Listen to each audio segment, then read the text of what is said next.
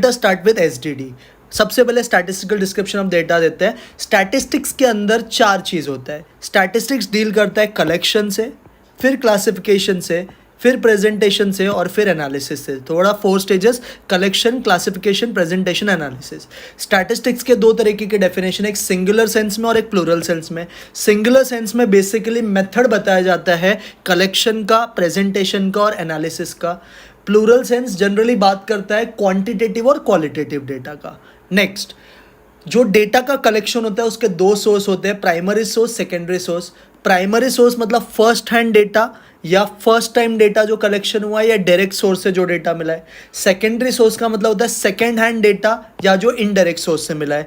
Primary data sir कहाँ कहाँ से मिल सकता है? प्राइमरी सोर्स से कलेक्शन डायरेक्ट पर्सनल इंटरव्यू से हो सकता है, पर्सनल इंटरव्यू से हो सकता है, टेलीफोनिक इंटरव्यू हो सकता है, क्वेश्चनर होता है या तो क्वेश्चनर थ्रू एन्यूमरेटर भी होता है। अब इंपॉर्टेंट 2 है, टेलीफोनिक और क्वेश्चनर। टेलीफोनिक इंटरव्यू आपको याद रखना है क्विक मेथड है, ये नॉन एक्सपेंसिव भी है और एक साथ में बहुत लोगों का एरिया कवर भी कर लेता है। सिमिलरली क्वेश्चनर मेथड जो होता है इसमें ज़्यादातर टाइम क्वेश्चंस के आंसर रिस्पॉन्सिव नहीं होते हैं, क्वेश्चंस के आंसर नहीं मिल पाते हैं। ये भी लार्जर डेटा को कवर करता है बट इसके क्वेश्चंस के answer most of the time non responsive होता है। नेक्स्ट इज सेकेंडरी डेटा में भी 2 सोर्स होता है, एक पब्लिश्ड और एक अनपब्लिश्ड। पब्लिश सोर्स की अगर हम बात करें तो न्यूज़पेपर है, पीरियोडिकल्स है, इंटरनेशनल ऑर्गेनाइजेशन के मैगजीन्स है, IMF, WHO के। उसके बाद गवर्नमेंट, सेंट्रल गवर्नमेंट और स्टेट गवर्नमेंट जो भी मैगजीन्स या पब्लिकेशंस निकालती है उधर से आप डेटा कलेक्ट कर सकते हो, या फिर आप कोई लोकल अथॉरिटी जो BMC होता है, बृहन मुंबई म्युनिसिपल कॉर्पोरेशन, या TMC, यहाँ से भी आप डेटा जो कलेक्ट कर सकते हो। ये सबको पब्लिश सोर्स बुलाया जाता है। अनपब्लिश सोर्स का मतलब ऐसे डेटा जो हम प्राइवेट ऑर्गेनाइजेशन से लेते हैं। अगर प्राइवेट ऑर्गेनाइजेशन कोई डेटा दे रहा है तो उसको बोलते हैं अनपब्लिश सोर्स, और अनपब्लिश्ड और पब्लिश सोर्स मिला के बन जाता है सेकेंडरी सोर्स का पार्ट। Next is classification. अगर डेटा को हम टाइम सीरीज के बेसिस पे क्लासिफाई करें तो उसे बोला जाता है क्रोनोलॉजिकल क्लासिफिकेशन। अगर एरिया के बेसिस पे क्लासिफिकेशन करें मतलब स्पेटियल के बेसिस पे तो उसे बोला जाता है जियोग्राफिकल क्लासिफिकेशन। अगर न्यूमेरिक फॉर्म में क्लासिफिकेशन करें तो उसे बोला जाता है क्वांटिटेटिव क्लासिफिकेशन, और अगर नॉन न्यूमेरिक फॉर्म में करें तो उसे बोला जाता है क्वालिटेटिव क्लासिफिकेशन। तो there are 4 types of classification of data: chronological data, geographical data, quantitative data, qualitative data. Chronological data जो होता है वो टाइम सीरीज पे बेस्ड होता है, जियोग्राफिकल डेटा स्पेटियल होता है, न्यूमेरिक और जो कार्डिनल होता है वो क्वांटिटेटिव डेटा होता है, और जो नॉन न्यूमेरिक होता है या ऑर्डिनल होता है वो क्वालिटेटिव डेटा होता है। नेक्स्ट, डेटा 2 तरीके का होता है, क्वांटिटेटिव और एक क्वालिटेटिव। क्वांटिटेटिव में जो चीज़ आप काउंट कर सकते हो उसे डिस्क्रीट बोला जाता है, जो चीज़ को आप मेजर कर सकते हो उसे कंटिन्यूअस बोला जाता है, और जहाँ पे एट्रीब्यूट्स इन्वॉल्व होता है, क्वालिटी इन्वॉल्व होता है, उसे क्वालिटेटिव डेटा बोला जाता है। Next is presentation. डेटा को प्रेजेंट करने का एक फॉर्म है टेक्सचुअल फॉर्म, एक फॉर्म है टैबुलर फॉर्म और एक फॉर्म है डायग्रामेटिक फॉर्म। 3 इंपॉर्टेंट फॉर्म है, टेक्सचुअल, टैबुलर और डायग्रामेटिक। सबसे बकवास फॉर्म टेक्सचुअल है, ये बोरिंग है, यहाँ पे डेटा प्रॉपरली सामने वाले को कन्वे नहीं होता है। टैबुलर फॉर्म सबसे मोस्ट एक्यूरेट मेथड है क्योंकि यहाँ पे आप डेटा को अच्छे से प्रेजेंट कर सकते हो। तो एक टेबल का क्या क्या पार्ट होता है वो समझो। टेबल के अंदर कैप्शन होता है, बॉक्स हेड होता है, स्टब होता है, बॉडी होता है और फुटनोट होता है। कैप्शन मतलब हमारे टेबल का अपर पार्ट जिसमें कॉलम्स भी बताया जाता है और सब कॉलम्स भी। बॉक्स हेड मतलब सारे अपर पार्ट जो हमने कैप्शन लिया है वो, प्लस यूनिट्स ऑफ मेजरमेंट को भी अगर आपने साथ में ले लिया तो उसे बॉक्स हेड बोलते हैं। Entire upper part of table containing caption and units of measurement. Stub मतलब जो टेबल का लेफ्ट पार्ट है जो रोज को डिस्क्राइब करता है। बॉडी मतलब जो मेन पार्ट ऑफ टेबल है जहाँ पे न्यूमेरिक डेटा दिखाई देता है उसे हम बोलते हैं बॉडी। एंड फुटनोट में हम बेसिकली जो हमने रो या कॉलम में लिखा है वो उसका सोर्स क्या है या उसका एक्सप्लेनेशन क्या है वो हम फुटनोट में मेंशन करते हैं। तो caption, box head, stub, body and footnote, ये 5 पार्ट्स होता है components of table. So caption means upper part of table containing rows, columns and sub columns. Box head मतलब entire upper part of table containing caption and units of measurement. Stub मतलब left part of table describing rows. Body मतलब main part of table जिसके अंदर numeric data होते हैं। और footnote मतलब जो हमने रो कॉलम्स में लिखा है उसका एक्सप्लेनेशन या फिर उसका सोर्स कहाँ से लिया है वो सब बताया जाता है।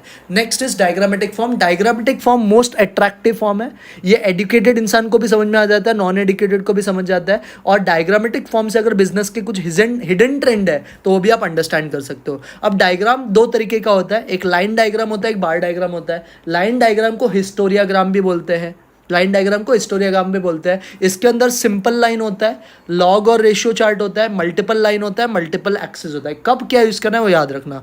जब टाइम सीरीज डेटा एक सिंगल वेरिएबल का आप स्टडी कर रहे हो तो सिंपल लाइन डायग्राम काम आता है।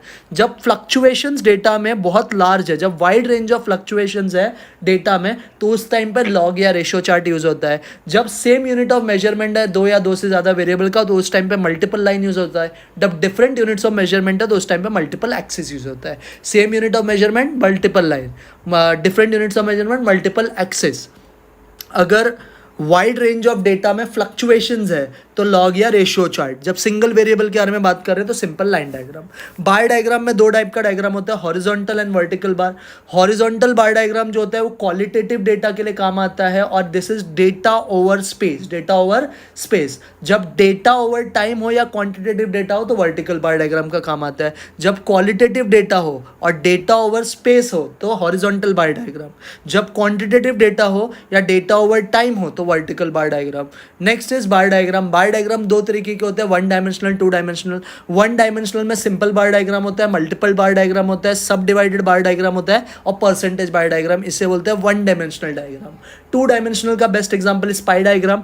पाई डायग्राम में कभी कभी आपको एंगल पूछा जाता है, तो एंगल निकालने का फॉर्मूला इज एंगल निकालने का फॉर्मूला इज कंपोनेंट का value upon total value into 360 degree. दूसरा रेक्टेंगुलर डायग्राम को भी टू डायमेंशनल बोलते हैं, स्क्वायर डायग्राम को भी टू डायमेंशनल बोलते हैं।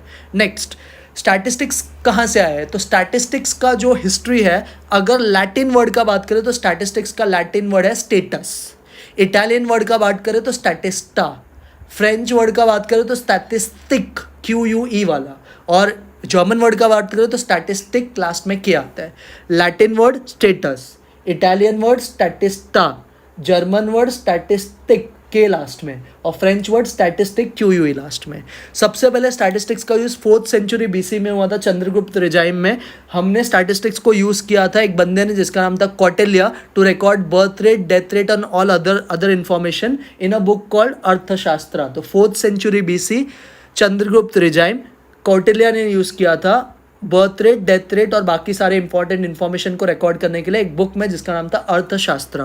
16th सेंचुरी AD में इसको अबू फजल ने भी यूज़ किया था एग्रीकल्चरल डेटा को रिकॉर्ड करने के लिए in a book called NE Akbari, in a book called NE Akbari. Statistics का यूज़ सेंसस में भी हुआ था सबसे पहले, इजिप्ट में फ़ैरोज़ ने यूज़ किया था, फ़ैरोज़ मतलब वहाँ के राजाओं ने यूज़ किया था। क्लियर? नेक्स्ट, जो भी हम स्टैटिस्टिक्स के अंदर डेटा लेते हैं उसे स्क्रूटिनाइज करना इंपॉर्टेंट है, और स्क्रूटिनाइज तब ज़्यादा इंपॉर्टेंट होता है जब डेटा इंटर रिलेटेड होता है। जब डेटा क्या होता है? इंटर रिलेटेड, एक दूसरे से रिलेटेड है, तो डेटा का स्क्रूटिनी करना मस्ट है। नाउ कुछ की concept, class limits, class boundary, दोनों में फ़र्क क्या होता है ध्यान से समझना। जब आपके डिस्क्रीट डेटा होते हैं तो म्यूचुअली इंक्लूसिव होता है। क्लास लिमिट्स यूज़ होता है डिस्क्रीट डेटा के लिए और वो म्यूचुअली इंक्लूसिव रहता है। क्लास बाउंड्री यूज़ होता है कंटिन्यूस डेटा के लिए और म्यूचुअली एक्सक्लूसिव होता है। तो जब क्लास इंटरवल डिसकंटिन्यूस या नॉन ओवरलैपिंग होता है, आपको क्लास लिमिट्स यूज़ करना है। तो दो क्लास लिमिट होता है, UCL, LCL, upper class, lower class. अगर आपका डेटा कंटिन्यूस है या ओवरलैपिंग है तो ऐसे केसेस में क्लास बाउंड्री होता है, इसको हम बोलते हैं UCB या LCB। वापस, डिस्क्रीट डेटा के लिए यूज होता है class limit, mutually inclusive data के लिए भी यूज होता है क्लास लिमिट, डिसकंटिन्यूस और नॉन ओवरलैपिंग अगर क्लास इंटरवल है तो क्लास लिमिट्स यूज होता है। जब कंटिन्यूस या ओवरलैपिंग होता है तो क्लास बाउंड्रीज यूज होता है। और क्लास बाउंड्रीज कौन से टाइप के डेटा के लिए यूज होता है? कंटिन्यूस डेटा एंड जो डेटा म्यूचुअली एक्सक्लूसिव है। नेक्स्ट, कुछ फॉर्मूलाज है, 7 फॉर्मूलाज इंपॉर्टेंट है। पहला है क्लास लेंथ। क्लास लेंथ ढूंढने के लिए आपको अपर क्लास बाउंड्री में से लोअर क्लास बाउंड्री माइनस करना। अपर क्लास बाउंड्री को जब लोअर क्लास बाउंड्री से सब्ट्रैक्ट करेंगे तो क्लास लेंथ मिलता है। क्लास मार्क का मतलब होता है UCB प्लस LCB अपॉन 2 या तो UCL प्लस LCL अपॉन 2। अगर कोई डेटा कंटिन्यूस नहीं है, उसे अगर आपको कंटिन्यूस बनाने का है तो आपको क्या करना है? फर्स्ट डेटा का अपर क्लास बाउंड्री और सेकंड डेटा का लोअर क्लास बाउंड्री का डिफरेंस लेना है। उस डिफरेंस का हाफ करो, इसको अपर क्लास बाउंड्री में अगर ऐड कर दिया तो अपर क्लास लिमिट में ऐड कर दिया तो UCB मिल जाएगा, अगर माइनस कर दिया तो LCB मिल जाएगा। अगर आपको नंबर ऑफ क्लास इंटरवल निकालना है तो formula is H minus L upon class length. मतलब range upon class length. Frequency density ढूंढना है तो फ्रीक्वेंसी डेंसिटी का फॉर्मूला है frequency of class interval upon class length, frequency of class interval upon class length. अगर आपको relative frequency ढूंढना है तो रिलेटिव फ्रीक्वेंसी का फॉर्मूला होता है frequency of a class upon total frequency. Relative frequency का फॉर्मूला है frequency of a class upon total frequency. और अगर आपको रिलेटिव परसेंटेज ढूंढना है तो जो रिलेटिव फ्रीक्वेंसी आएगा उसको आप मल्टीप्लाई कर दो 100 से। तो अगर आपने 100 से मल्टीप्लाई कर दिया तो रिलेटिव परसेंटेज होता है। एक बार सर वापस बताओ, क्लास लेंथ मतलब UCB minus LCB, class work मतलब यूसीबी प्लस एलसीबी अपॉन 2 और UCL plus LCL upon 2। Continuous data को डिस्क्रीट, अगर आपका डेटा डिसकंटिन्यूस है, कंटिन्यूस बनाने का है तो डिफरेंस को 2 से डिवाइड करो, यूसीएल से माइनस किया, सॉरी यूसीएल में ऐड किया तो अपर क्लास मिल जाएगा, एलसीएल से माइनस किया तो लोअर क्लास मिल जाएगा। नंबर ऑफ क्लास इंटरवल के लिए h minus L upon class length करना है। फ्रीक्वेंसी डेंसिटी के लिए फ्रीक्वेंसी ऑफ क्लास इंटरवल को क्लास लेंथ से डिवाइड करना है। रिलेटिव फ्रीक्वेंसी के लिए जो क्लास का फ्रीक्वेंसी उसको टोटल फ्रीक्वेंसी से डिवाइड करो, और रिलेटिव परसेंटेज के लिए जो रिलेटिव फ्रीक्वेंसी उसको 100 से मल्टीप्लाई करो। अब जो फ्रीक्वेंसी डिस्ट्रीब्यूशन उसको ग्राफिकली भी रिप्रेजेंट कर सकते हैं। पहले को बोलते हैं हिस्टोग्राम या एरिया डायग्राम। क्या बोलते हैं? हिस्टोग्राम या फिर एरिया डायग्राम। इसके एक्स एक्सिस पे हम जनरली लिखते हैं क्लास बाउंड्रीज। क्या लिखते हैं? Class boundaries. और वाई एक्सिस पे हम लिखते हैं फ्रीक्वेंसी। वाई एक्सिस पे क्या लिखते हैं? फ्रीक्वेंसी।